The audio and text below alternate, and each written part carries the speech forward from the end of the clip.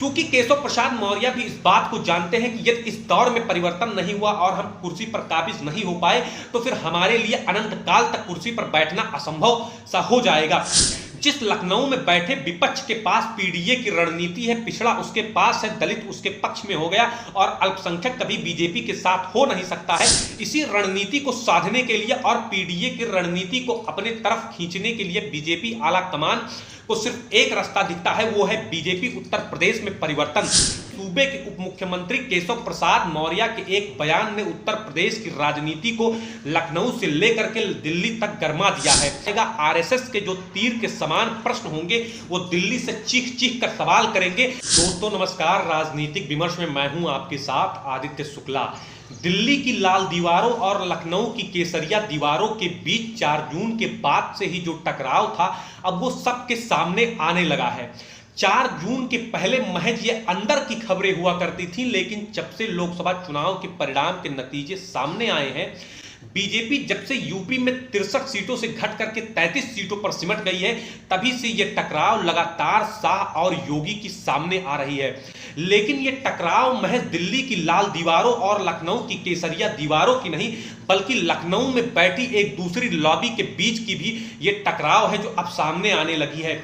जो कार्य समिति की बैठक हुई लखनऊ में बीजेपी संगठन की, उसमें सूबे के उप मुख्यमंत्री केशव प्रसाद मौर्य के एक बयान ने उत्तर प्रदेश की राजनीति को लखनऊ से लेकर के दिल्ली तक गरमा दिया है।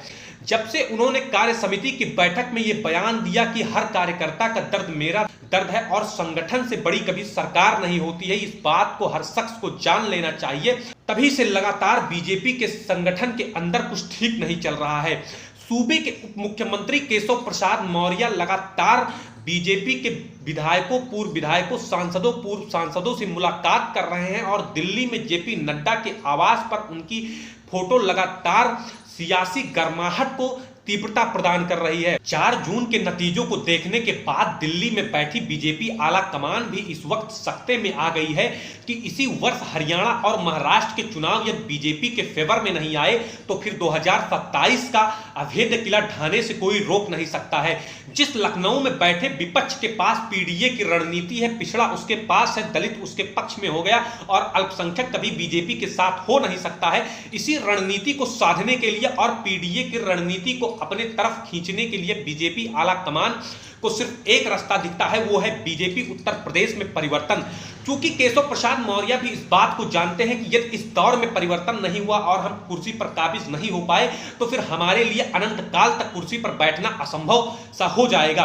क्योंकि यदि दूसरी रणनीति को भी समझा जाए तो दिल्ली में बैठी आला कमान इस बात को जानती है कि प्रधानमंत्री मोदी के बाद उनके समांतर यदि किसी की सबसे ज्यादा लोकप्रियता इस वक्त पूरे देश में बढ़ रही है तो वो योगी आदित्यनाथ की है। क्योंकि महाराष्ट्र और हरियाणा के चुनाव के नतीजे यदि बीजेपी के फेवर में नहीं आते हैं तो फिर दिल्ली में परिवर्तन होना संभव हो जाएगा। आरएसएस के जो तीर के समान प्रश्न होंगे वो दिल्ली से चीख चीख कर सवाल करेंगे कि आखिर क्या अभी भी परिवर्तन नहीं होना चाहिए। जिस बीजेपी 400 का दावा कर रही थी वो 300 के भी नीचे आ गई, 240 पर सिमट गई। महाराष्ट्र और हरियाणा उसके हाथों से निकल गया। उत्तर प्रदेश आने वाले समय में हाथों से निकलता हुआ नजर आ रहा है। तो क्या दिल्ली में परिवर्तन नहीं होना चाहिए? इसलिए दिल्ली में बैठी आला कमान और मठाधीश ये चाहते हैं कि जो प्रधानमंत्री मोदी के समांतर लोकप्रियता वाले नेता योगी आदित्यनाथ हैं उनको किसी भी प्रकार से कुर्सी से हटाया जा सके, जिससे महाराष्ट्र और हरियाणा के जो विधानसभा चुनाव यदि बीजेपी के फेवर में नहीं आते हैं तो फिर आरएसएस के सामने ये विकल्प ना हो सके कि प्रधानमंत्री मोदी के बाद कौन उतनी लोकप्रियता वाला है जो सत्ता पर बैठ सकता है। ये पूरी रणनीति दिल्ली में बैठी बीजेपी की आला कमान से कर रही है। लेकिन जहां पर लखनऊ में एक तरफ सूबे के उप मुख्यमंत्री केशव प्रसाद मौर्य विधायकों और सांसदों से मुलाकात कर रहे हैं, जेपी नड्डा से मुलाकात कर रहे हैं, तो वहीं पर योगी आदित्यनाथ भी लगातार अधिकारियों और लगातार बीजेपी नेताओं और विधायकों के साथ बैठक कर रहे हैं। सूबे के मुख्यमंत्री योगी आदित्यनाथ भी इस बात का पूरी तरीके से इंतजार कर रहे हैं और वो चाहते हैं कि किसी भी प्रकार से दिसंबर तक हमारी कुर्सी बनी रहे, जिससे हरियाणा और महाराष्ट्र के जब विधानसभा चुनाव के नतीजे आए तो सबसे ज्यादा मजबूत स्थिति में केवल योगी आदित्यनाथ ही दिखेंगे। क्योंकि यदि हरियाणा और महाराष्ट्र के विधानसभा चुनाव के नतीजे बीजेपी के पक्ष में नहीं आते हैं तो उसका सबसे सबसे बड़ा तोहमत प्रधानमंत्री मोदी और बीजेपी के चाणक्य कहे जाने वाले अमित शाह पर लगेगा और ऐसे में सबसे ज्यादा ताकतवर योगी आदित्यनाथ दिखेंगे। लेकिन जिस प्रकार से उथल पुथल इस समय कालिदास मार्ग लखनऊ में चल रहा है, इसको देखते हुए यही अंदाजा लगाया जा सकता है कि लखनऊ से लेकर के दिल्ली तक इस समय बीजेपी में सारी राजनीति, सारे नेता दो गुटों में बट चुके हैं। अब किसके पक्ष में सुनवाई होती है, कौन कुर्सी पर काबिज होता है या फिर जो कुर्सी पर इस वक्त बैठा हुआ है वही बैठा रहेगा, ये अपने आप में लगातार कुछ दिनों के लिए, कुछ समय के लिए बड़ा प्रश्न चिन्ह बन करके हम सभी के सामने मौजूद रहेगा।